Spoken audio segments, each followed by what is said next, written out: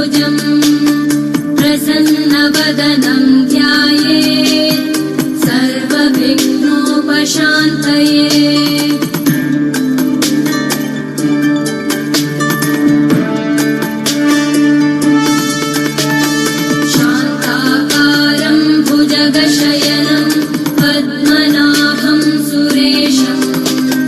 विश्वाधारं गगनसदृशं मेघवर्णं शुभांगं लक्ष्मीकान्तं कमलनयनं योगिभिर्ध्यानगम्यं वन्दे विष्णुं भवभयहरं सर्वलोकैकनाथं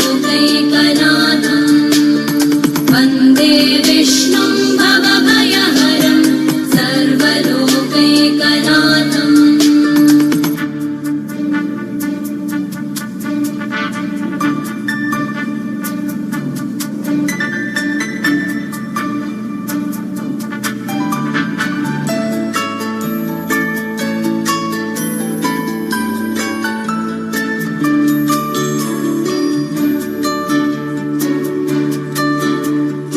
औषधे चिन्तयेत् विष्णुं भोजने च जनार्दनं शयने पद्मनाभं च विवाहे च प्रजापतिं युद्धे चक्रधरं देवं प्रवासे च त्रिविक्रमं नारायणं तनुत्यागे श्रीधरं प्रियसङ्गमे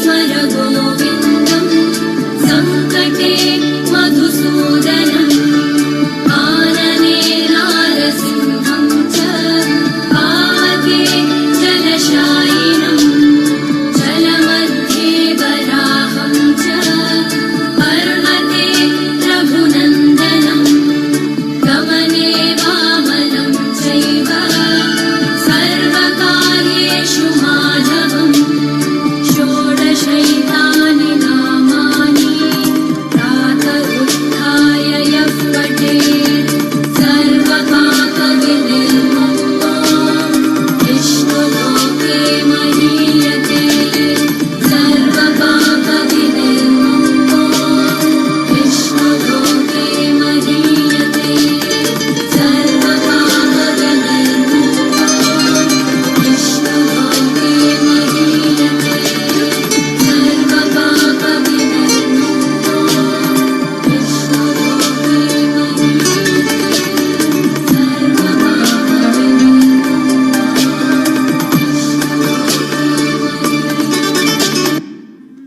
Next we have